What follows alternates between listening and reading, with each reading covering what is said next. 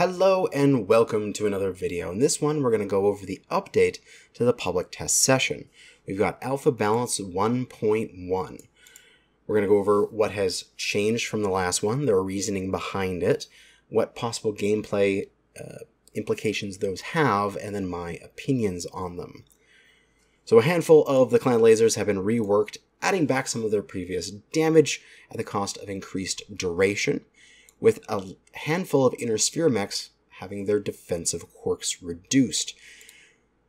So, the quirk system, they say here, the main function is to provide corrective quirks for geometry that, say, have an inherent disadvantage to in-game, such as the Hunchback's Hunch is the prime example. So if you have a particular piece of geometry that is what your mech looks like, and you can't change that because that's your mech, yeah, that needs a little bit of durability because it's a little easier to shoot and it's a big target, so yeah, that makes sense. That's why the quirk system there was originally implemented. But also, they add light flavor quirks for mechs with unique playstyles in-game. So, for example, let's say the Roughneck. It was retrofitted from industrial mech that was really durable, so the Roughneck gets a little bit of durability boosts across its entire chassis in order to give it this, yeah, it's this tougher mech that we've retrofitted from industrial equipment sort of thing. Okay, that gives it a little bit of flavor, and that's what they want out of the quirks. But they're saying here is that the really high defensive quirks are a de facto barrier to entry for many inner sphere mechs to be viable against clan alternatives, and they want to move away from that. They're trying to reduce clan alpha strike, and at the same time, with that down to an acceptable level, they want to equalize a little bit of the quirks on the inner sphere side to lower a few mechs that they think are maybe a little too strong right now. At least that is their thought process. So while we have all of these different changes to the weapons, we'll look at them in the spreadsheet warrior in a moment, as they also have their own spreadsheet. But before we leave this page, let's look at the armor changes for Bushwhacker, Cyclops, the Hero Cyclops specifically. The Annihilator and the Fafnir, for all variants, have had their armor reduced. So let us pop over to the spreadsheet warrior. We're going to take a look at the different weapons. Let us see here. So we have 3 different rows for each weapon. We have the original stats as they are in-game right now. We have the PTS 1 stats. We have the PTS 2 stats. So that way we can see the changes over time. For the small laser, we had our original change down in PTS 1, but nothing else has happened to it in PTS 2. It is exactly the same. So same comments that I did last time apply to it now.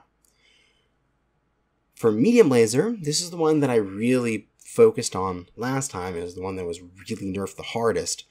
It has been reverted somewhat for its damage.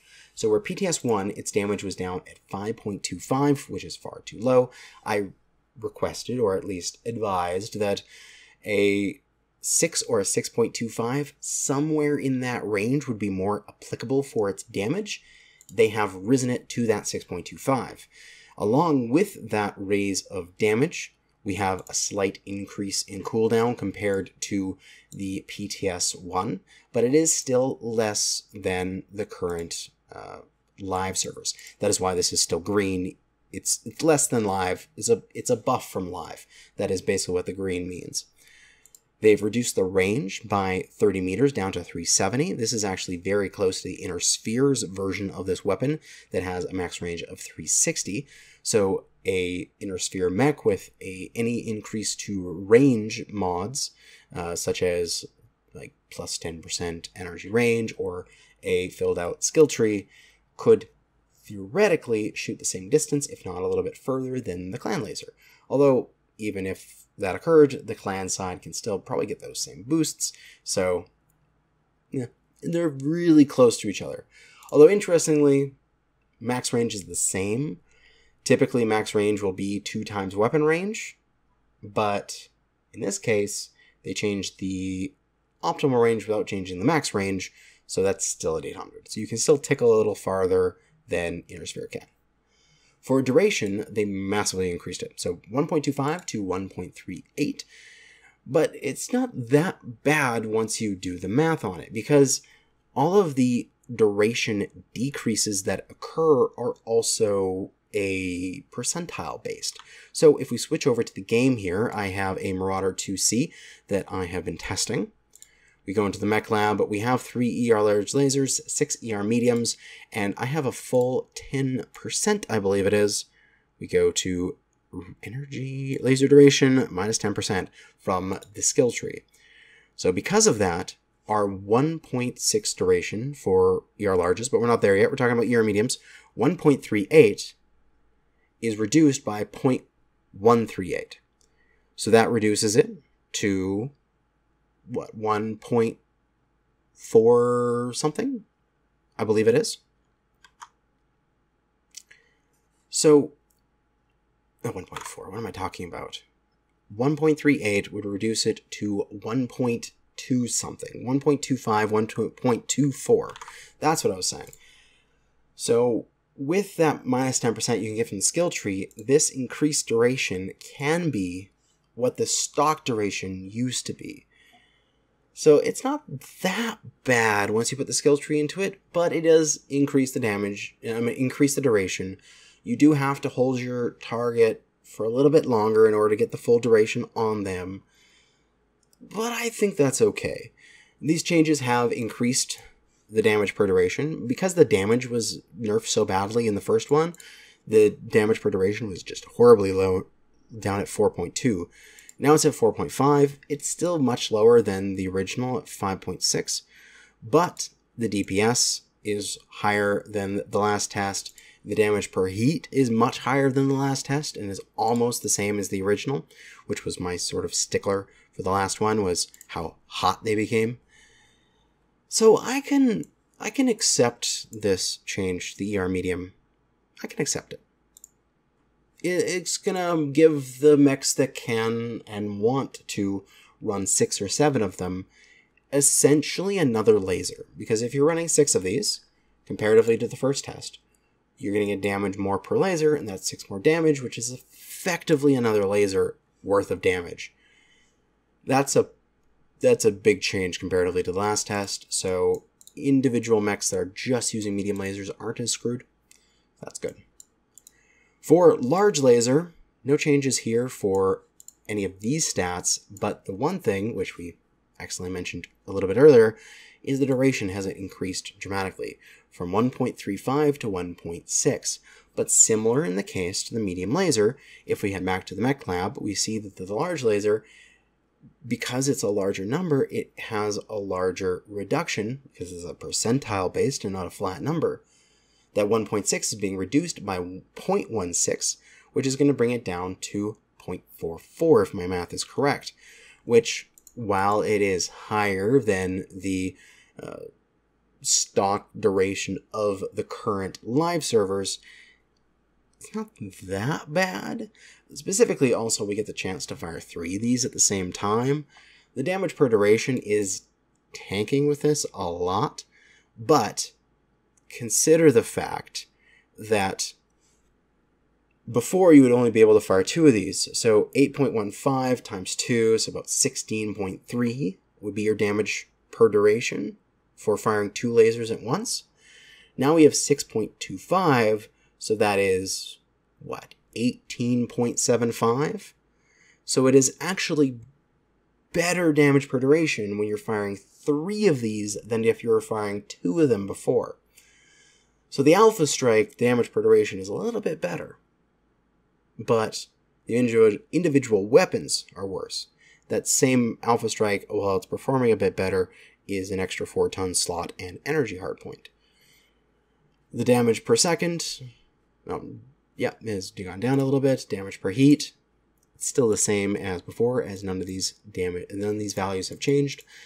It would have been nice to maybe see this damage, this heat, now that I'm nitpicking, maybe this heat down to just 10. So it's just a flat 1. That'd be nice. Maybe 10.2. Whoa, not 1.2. That'd be stupid. 10.2. Yeah, that'd be nice. But I will accept it at 10.8. If that's what they want to do, and it allows me to fire 3 of them, I'll take long durations and such, if I can fire 3 at once. Medium pulse lasers, from the first test to the second test, they increase the damage slightly. It's still less than live, so therefore it stays red. But along with the other ones, they've increased the duration, although not that much. I mean, it's not that bad. It's only 1.17.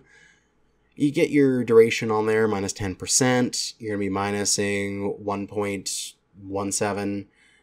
You're minusing 0.117, so that's going to be going down to like 0.53, 1.053 for the duration.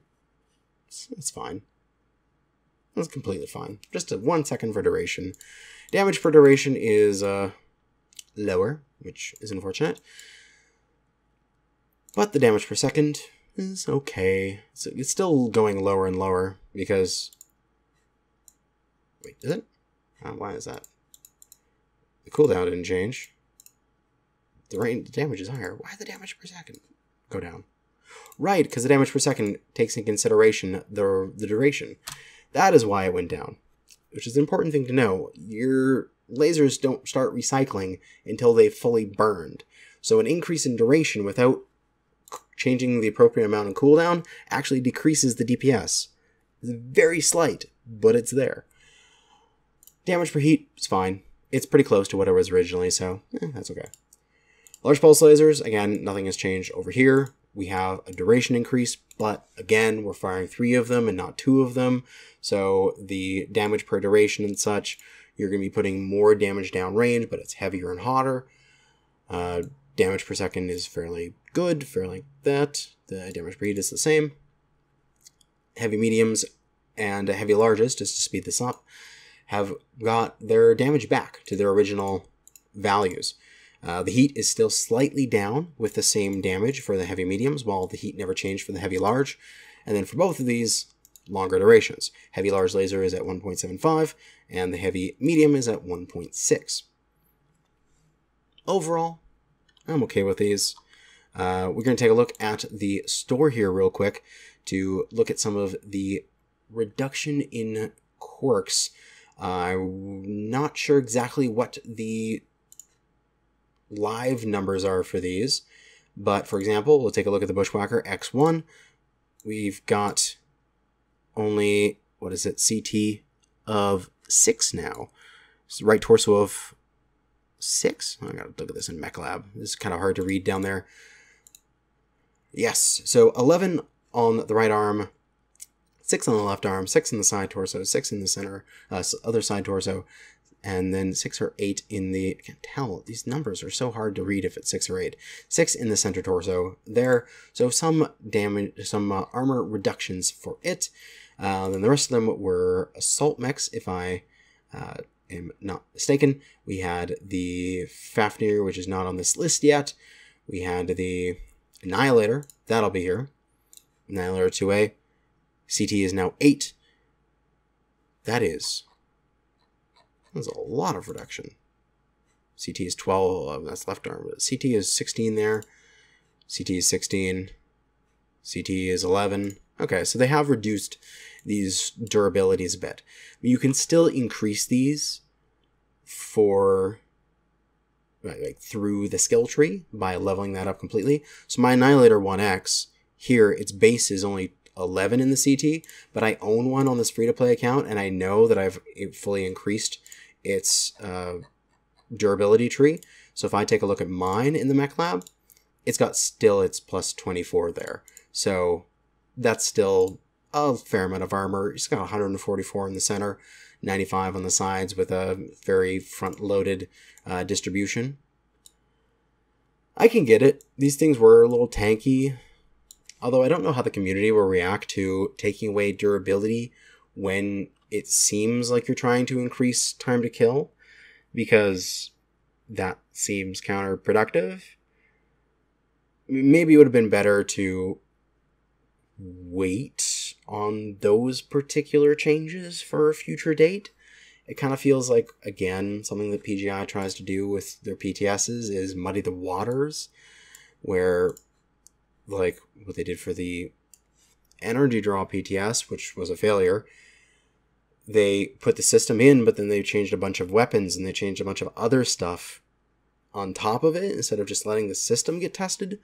So instead of just letting these clan energy weapons be tested, I feel like they're also doing some other things at the same time that should be entirely separate.